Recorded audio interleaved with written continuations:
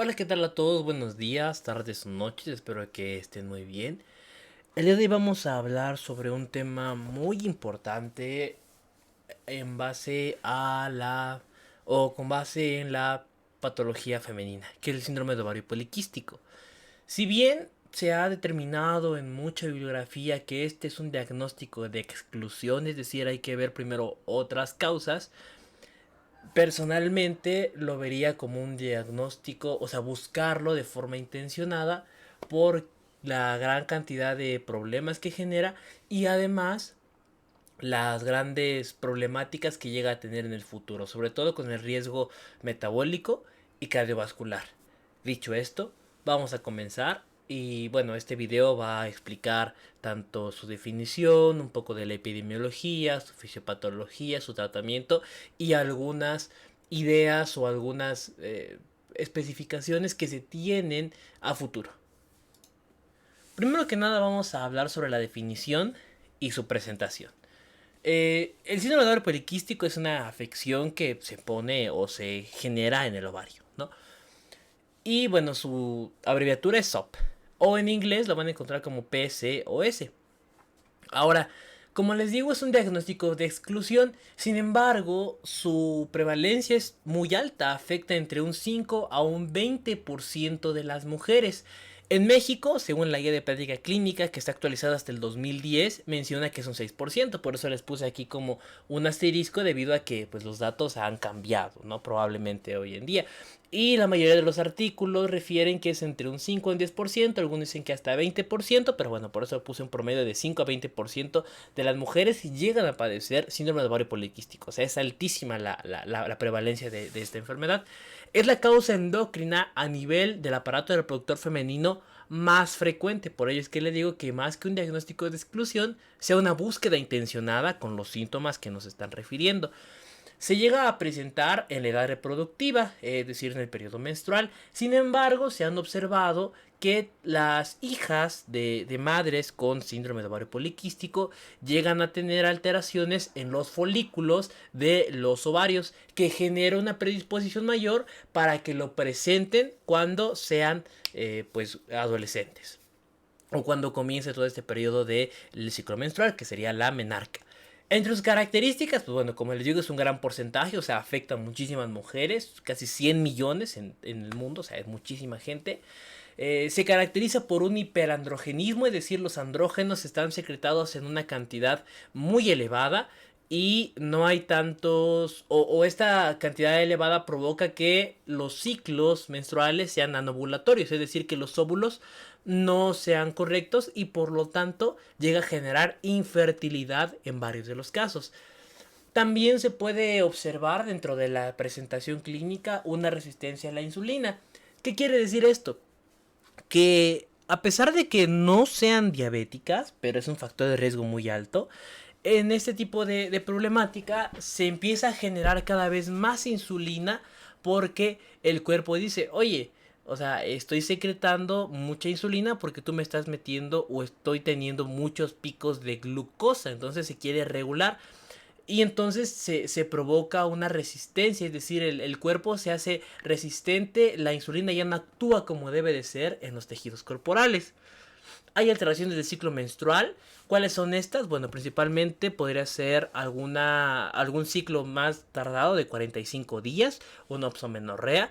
Puede llegar a tener una amenorrea, que la amenorrea se define como una ausencia de ciclo menstrual por más de 6 meses. Una oligomenorrea, es decir, un volumen muy bajo de ciclo menstrual o de la menstruación. O incluso puede pasar como eumenorrea, es decir, sin ninguna alteración. Eu quiere decir pues igual, equivalente, etcétera, normal.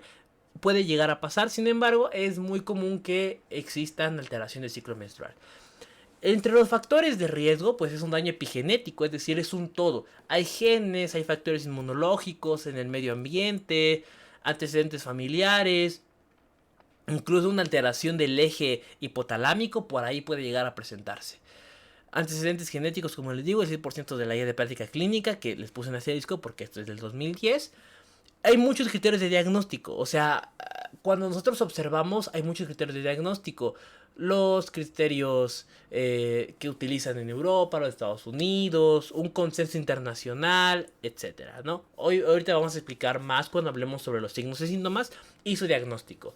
Y pues bueno, es un gran factor de riesgo para presentar alteraciones cardiovasculares, metabólicas, síndrome metabólico, cáncer del endometrio, infertilidad y otras alteraciones del ciclo menstrual que provocan al final de cuentas un daño grave en toda la patología hormonal o en toda el equilibrio hormonal, perdón, de las mujeres. Ahora, ¿cuál es la fisiopatología? Realmente la fisiopatología es compleja por todo lo que en ella ocurre. Es decir, hay tantas cosas relacionadas que todas estas vías fisiopatológicas al final de cuentas terminan en un hiperandrogenismo, una resistencia a la insulina y los factores de riesgo que ya veníamos observando, ¿no? Primero que nada vamos a hablar sobre la afección directa de los ovarios, ¿ok? Hay una alteración del crecimiento folicular. Se observan muchos folículos preantrales. De hecho, se ve como. Se define como pool, o sea, piscina, ¿no? Más o menos. Es decir, como un cúmulo de folículos que están dentro del ovario y que da este aspecto poliquístico. Además de todo esto, hay picos de AMH. La AMH es la hormona antimülleriana. Lo que provoca esta hormona antimülleriana es que básicamente hay una secreción de andrógenos. Sin embargo, los andrógenos deben de ir cambiando, ¿no? O sea, al final de cuentas, para poder secretar las correctas hormonas que necesitan las mujeres. Sin embargo, como hay picos de andrógenos, que es una característica justamente del síndrome de ovario poliquístico, la hiperandrogenemia, los receptores para esto lo que hace es causar como una desregulación. ¿Qué quiere decir? Que entre más andrógenos yo esté secretando, el cuerpo más los va necesitando, o sea, más los va pidiendo, se va acostumbrando a esta cantidad excesiva. Todo esto provocado porque hay una secreción excesiva de hormona antimülleriana, porque esta hormona antimülleriana, la MH, sigue secretando. Entonces, la idea aquí es que al seguir secretándose tanto, pues los andrógenos van a seguir prevaleciendo. Además, existe un pico de LH, es decir, en general para la regulación hormonal, existe el pico de LH y de FSH, que es hormona luteinizante y hormona folículo estimulante. Todas estas son parte del sistema endocrino y ayudan a la regulación del ciclo menstrual y también a los fenómenos del embarazo. Sin embargo, en el síndrome de ovario poliquístico, la LH está aumentada y la FSH por lo regular está o disminuida o en términos equivalentes, es decir, en términos normales, ¿no? Sin embargo, es muy común que existan picos de LH y aquí es donde entra el segundo punto, la alteración neuroendocrina. Hay muchas moléculas a nivel del hipotálamo, en los núcleos hipotalámicos que secretan la LH, que son que regulan la GnRH, es decir, la hormona reguladora de gonadotropina. Esta hormona reguladora de gonadotropina es la que a su vez regula la LH y la FSH. Y pues tiene un gran papel con algunas moléculas como la quispeptina, la neurocinina B y la dinorfina. Sin embargo, algo que ocurre es que los pulsos, es decir, que esta se va secretando por piquitos, ¿no? Así, por picos. Estos picos de GnRH también afectan a la LH. Y al final de cuentas, como hay una secreción excesiva de esta LH provocada por una alteración a nivel hipotalámico, pues engañan al hipotálamo para que, o sea, en vez de que el hipotálamo diga, bueno, ya tengo demasiados andrógenos, ¿no? Entonces los voy a quitar. Pero ocurre que no existen receptores adecuados para estos. Existen para otro tipo de hormonas. Y esas hormonas son las que no se llegan a producir justamente porque se está bloqueando. Ahora, ¿qué ocurre? Que como no se llega a producir, el hipotálamo dice, bueno, ¿sabes qué? Voy a secretar más hormonas. En este caso empieza a liberar más y más y más hormonas o sea, más LH en este caso, o inicia la liberación de LH, mejor dicho. Y esta liberación de LH pues va a conducir todavía a mayores picos de andrógenos. ¿Por qué? Porque las hormonas que normalmente deben de estar y que hacen esta retroalimentación negativa, es decir, yo como hormona le digo a todo el eje hipotálamo hipofisario, ¿sabes qué? Ya no necesito más hormonas porque está en equilibrio todo. Sin embargo, como este paso final no se da, se sigue secretando y por ello hay hiperandrogenismo y una alteración con los picos de la hormona luteinizante. Se ha visto que también el ácido valproico en muchas ocasiones, cuando se llega a utilizar, y hay que verlo como causa, incrementa GABA. Y GABA es el principal inhibidor del sistema nervioso. Cuando este está en aumento, por ejemplo, en algún fenómeno epiléptico, como algún tratamiento no para la epilepsia, puede llegar a provocar este tipo de alteraciones, disminuyendo la secreción hormonal correcta. La resistencia a la insulina se da por esta de acá. Los andrógenos lo que generan es que eliminan a esta molécula. Esta molécula es una globulina transportadora de hormonas sexuales. En inglés es su abreviación, SHBG.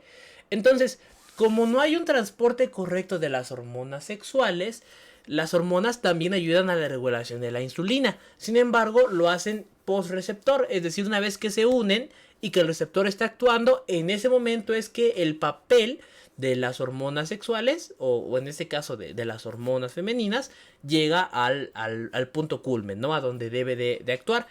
En esta ocasión no se da este fenómeno y hay un daño al tejido adiposo.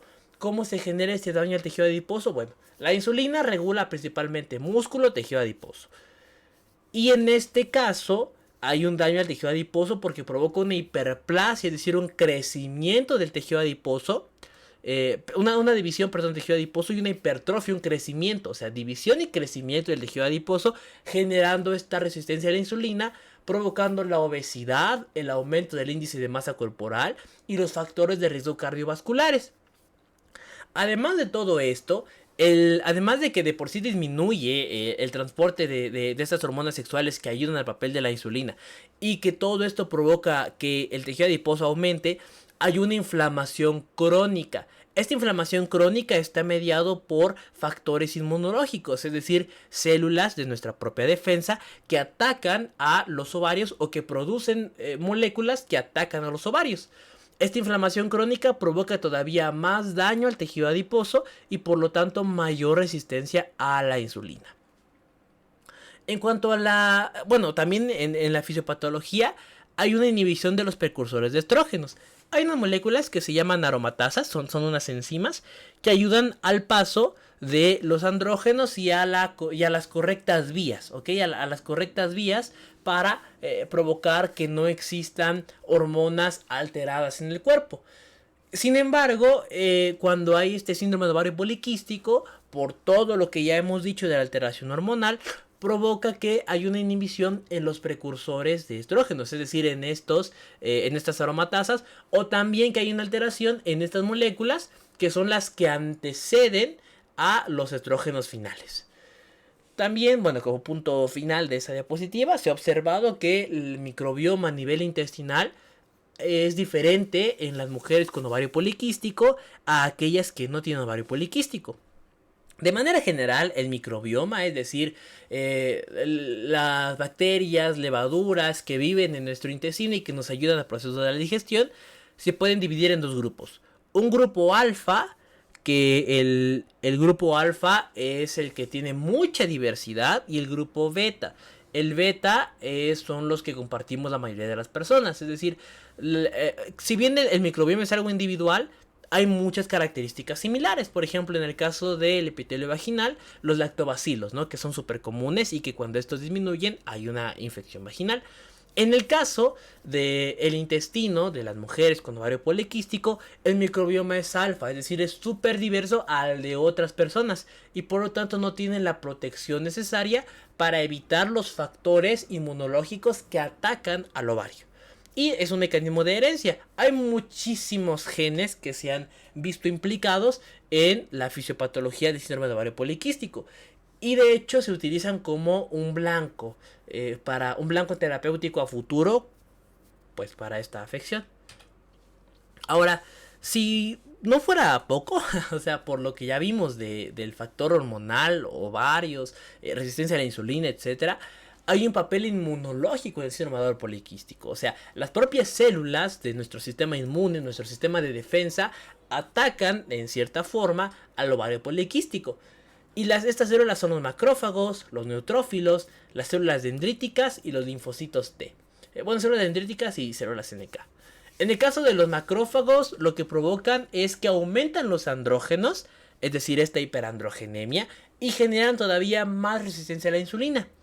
Además, provocan liberación de factores inflamatorios que afectan todavía más al tejido adiposo, que como les digo, esta grasita provoca mayor riesgo y mayor resistencia a la insulina todavía, y riesgo de diabetes y afecciones cardiovasculares, generado por unas moléculas que son proinflamatorias, como la interleucina 6, interleucina 10, 18, MIF y factor de necrosis tumoral alfa.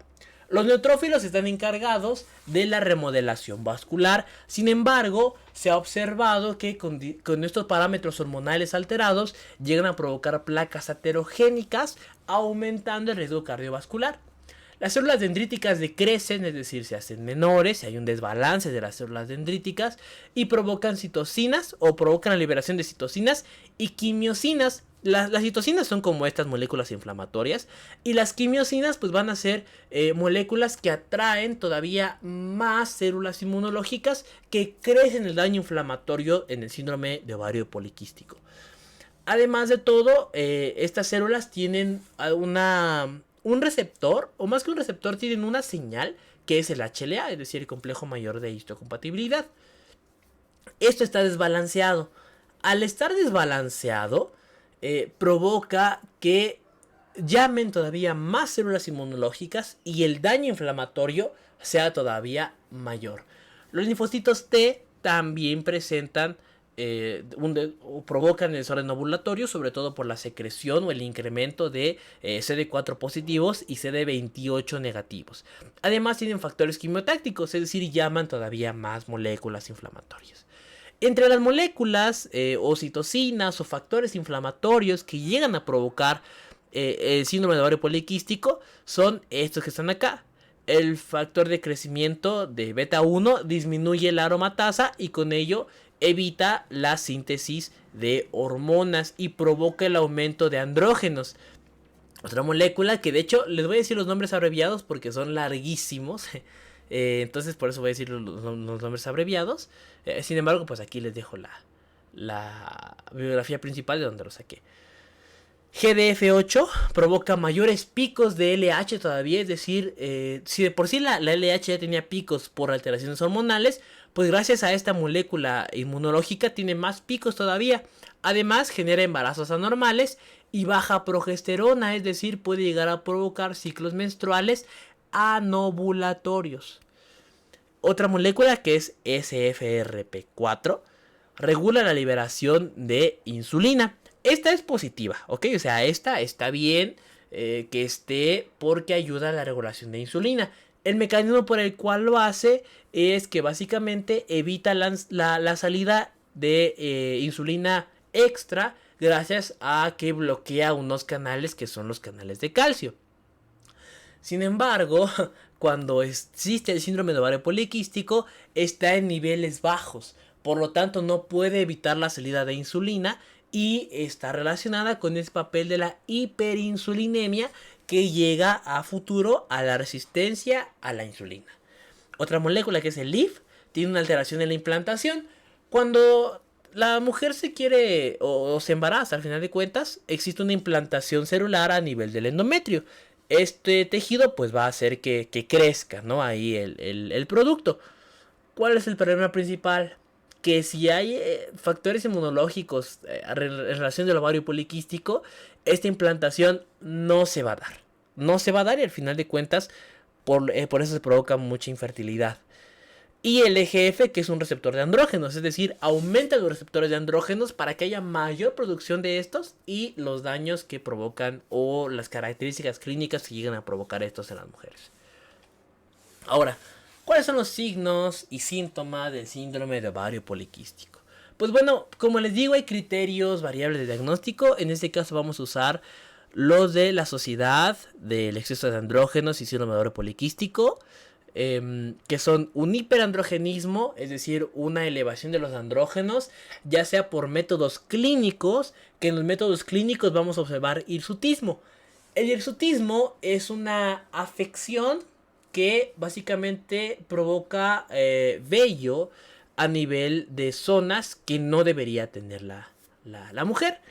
También llega a provocar este hiperandrogenismo, acné excesivo y virilización, es decir, voz más masculina. Incluso puede llegar a provocar un aumento del clítoris. El clítoris es el cuerpo eréctil en las mujeres. Y en este caso, este cuerpo eréctil puede llegar a crecer tanto que puede, o sea, similar al cuerpo eréctil del hombre, ¿no? Justamente por este hiperandrogenismo. Y puede ser clínico o bioquímico, es decir, a veces no se manifiestan las características como tal, así tan fuertes. Pero si observamos, si hacemos un estudio de sangre, vamos a observar el aumento de los andrógenos, que ahorita vamos a ver cuáles son los más importantes. Ahora, lo que ocurre en todo este sentido es que es muy complejo de diagnosticar en una paciente adolescente, por ejemplo, porque por los cambios hormonales normales, fisiológicos, puede llegar a haber vello en algunas zonas, acné, que es muy común, una voz diferente, por ejemplo, o alteraciones de ese sentido. Por ello, si vemos además problemas en el ciclo menstrual como amenorrea, que se define como la ausencia de menstruación por más de 6 meses, opsomenorrea, es decir, más de 45 días, oligomenorrea, un bajo flujo, vamos a darnos cuenta de un diagnóstico, ¿no? O sea, vamos a orientarnos mejor al diagnóstico. Además de todo esto, en cuanto al síndrome de ovario poliquístico, se presenta muchísimo la resistencia a la insulina. O sea, esta es la clave. Hay obesidad, que esto pues como tal no nos puede dar la clave, o sea, la pura obesidad no, porque es un fenómeno también hormonal y es muy común de verlo en esta parte de la adolescencia. Por eso es complejo del diagnóstico durante la adolescencia. Pero se pueden ver signos de resistencia claros que ya no son como tal tan comunes, como la acantosis nigricans, que es este oscurecimiento en los pliegues del cuerpo. También puede llegar a provocarse síndrome metabólico. Tiene un asterisco porque, bueno, a pesar de que el síndrome metabólico es una patología en sí, o sea, es conjunto de signos y síntomas de una hiperlipidemia, hipertensión arterial, resistencia a la insulina, obesidad, puede llegar a generarse justamente en este ovario poliquístico por todas las alteraciones que ya observamos anteriormente en la fisiopatología.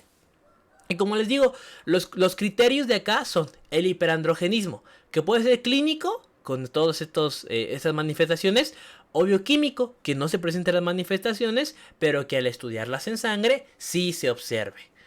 Disfunción ovárica, es decir, que los ovarios no tengan esta función correcta, que sean incluso ciclos menstruales anovulatorios y que si hacemos un estudio de imagen observemos quistes, así como la exclusión de otros trastornos. Y otros hallazgos, pues bueno, el clítoris en esta parte de la virilización. Esta imagen, pues bueno, me gustó mucho porque resume muy bien todos los síntomas, ¿no? Pérdida de cabello, hirsutismo, dolor pélvico, infertilidad, sobrepeso, periodos irregulares, fatiga, altos niveles de testosterona, que es parte de los andrógenos, ahorita vamos a ver mejor esa parte, y el acné. Ahora, las pruebas diagnósticas. Esto es lo que le decía cuando me refería a hiperandrogenismo clínico o bioquímico, ¿ok? Primero que nada, los niveles elevados de andrógenos.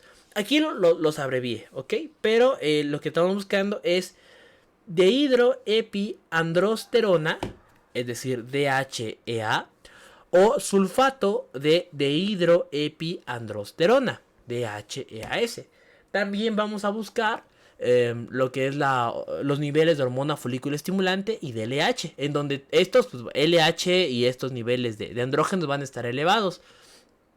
Es importante buscar también lo que es glucemia, que por lo regular siempre va a estar mayor a 110 miligramos sobre decilitro, bastante elevada, y de insulina, que va a tener cierta resistencia.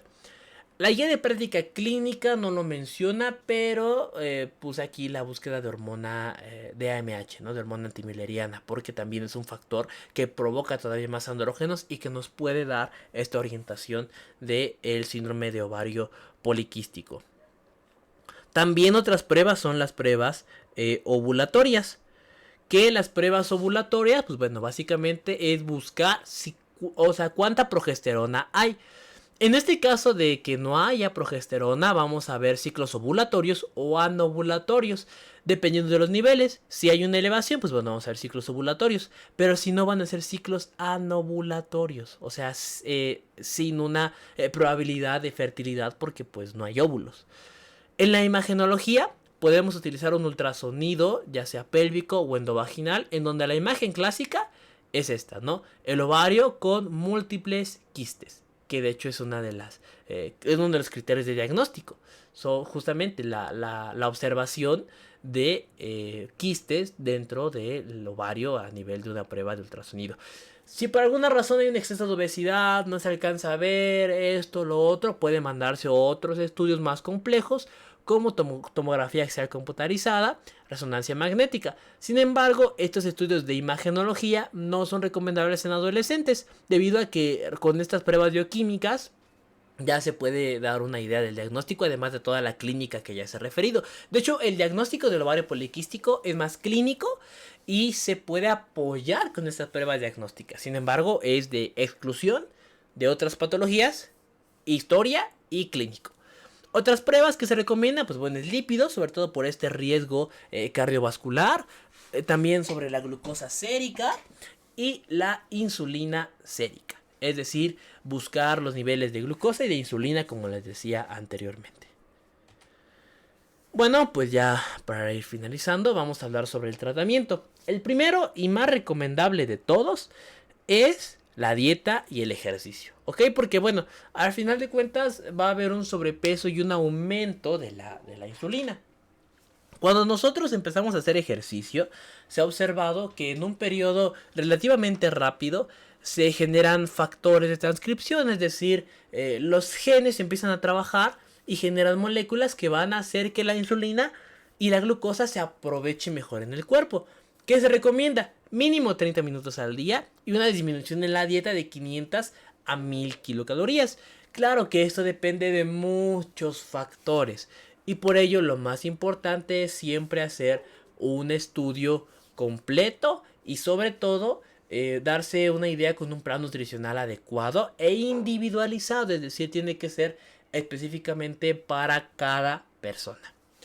El cribado, bueno, dentro de la prevención, pues un cribado, sobre todo si hay antecedentes, mamá, tías, etcétera, un familiar directo tuvo síndrome de ovario poliquístico, pues bueno, es importante buscarlo y buscar estas pruebas hormonales, ¿no? Y la vigilancia, cuando ya se diagnosticó, si hay diabetes mellitus o por el riesgo de diabetes mellitus en el futuro, cáncer del endometrio o embarazo. De hecho, este es un fenómeno muy interesante porque en el síndrome de ovario poliquístico, si hay alteraciones a nivel de todo el endometrio, el embarazo no se va a poder dar. Por ello, el tratamiento también va orientado a los deseos que tenga la paciente. Ahorita vamos a hablar más al respecto de eso.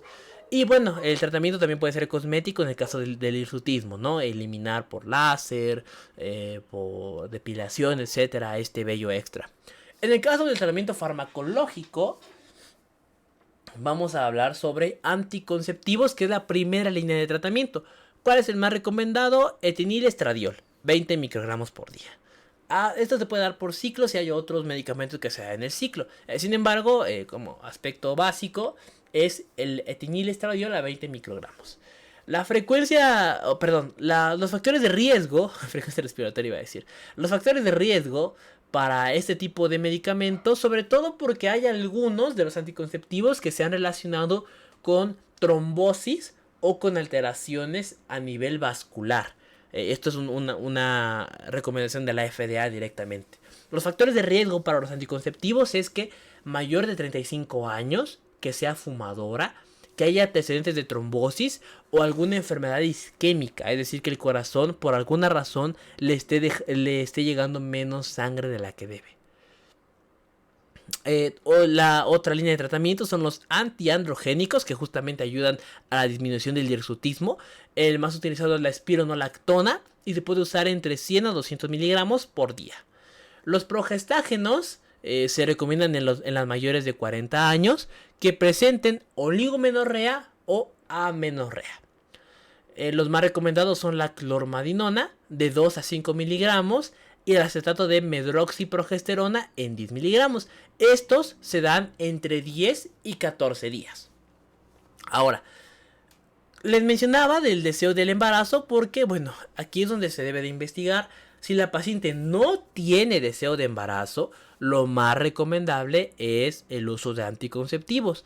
Ahora, si la paciente sí tiene deseo de embarazo, además de dieta, ejercicio y la vigilancia extrema en segundo o tercer nivel, pues vamos a dar un fármaco de que se llama citrato de clomifeno en 50 miligramos por día con dosis máxima de 150 miligramos. En el caso del embarazo, la tasa de éxito es aproximadamente de 6 a 8 de cada 10. O sea que de cada 10 pacientes con síndrome de ovario poliquístico que se quieren embarazar, solo 6 o hasta 8 pueden llegar a tener este embarazo. Y además de todo esto, pues hay que vigilarlo mucho por las complicaciones que puede tener. En el caso de la resistencia a la insulina, pues se recomienda la metformina y las tiazolidinedionas, como la pioglitazona. Sin embargo, hay algunas afecciones gastrointestinales, como diarreas, vómitos, etcétera, que pueden llegar a provocar estos fármacos. Estos son sensibilizadores de la insulina, es decir, se aprovecha mejor el papel de la insulina. Ahora, aquí abajo dice suplementos y tiene un asterisco. ¿Por qué? Este es un artículo bastante nuevo, o sea, es de octubre del 2022, más o menos, que básicamente habla sobre los suplementos de la curcumina, la vitamina D, el inositol y la coenzima Q.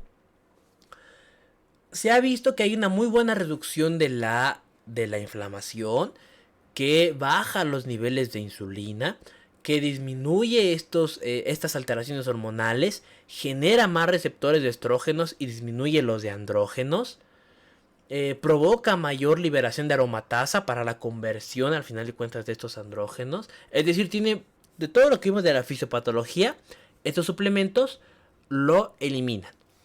Ahora, ¿por qué tiene un asterisco? Porque bueno, en el caso de la curcumina fue un estudio realmente que no se hizo así tan grande. La vitamina D es la que mejor papel tiene y es la más recomendada. En el caso del inositol y la coenzima Q fueron aplicadas creo que nada más a 800 personas. O sea, ¿a qué voy con esto? Si bien sí demostraron tener un papel adecuado en la reducción de los mecanismos fisiopatológicos del síndrome de ovario poliquístico, todavía falta mucho y muchas pruebas por determinar que estos suplementos realmente sean correctos. Estos son la curcumina, la vitamina D, el inositol y la coenzima Q. Y bueno, pues esta es la bibliografía que utilicé. Les dejo aquí en un ratito, pues si quieren tomarle una captura de pantalla. La verdad es que es un tema muy interesante en el que hay muchísima información de artículos y los invito a investigar también por su cuenta. Muchas gracias por ver el video. Y me gustaría despedirme con una frase de Hipócrates que dice: si alguien desea una buena salud, primero debe preguntarse si está listo para eliminar la razón de su enfermedad. Solo entonces es posible ayudarlo. Me acordé mucho del síndrome poliquístico, ¿no? Que a pesar de que sí tiene muchos factores genéticos y que realmente a veces no dependen como tal, hay otros que sí, como la dieta, el ejercicio. Y esto aplica para todas las enfermedades, ¿no? O sea, si realmente quiero de este cambio, pues voy a eliminar los factores que están provocando esto. Que pues esto pues al final de cuentas viene siendo relativo porque hay muchos otros que lamentablemente no se pueden tan fácil, ¿no? Como las enfermedades congénitas, autoinmunes, etcétera. Pero bueno, dicho esto, gracias por ver el video. Espero les haya gustado, que le hayan entendido bien. Si es así, dejen un like, un comentario, suscríbanse o compartan el video si lo desean. Ya somos más suscriptores, así que gracias por todo ello. Nos vemos pues en un próximo video. Hasta pronto.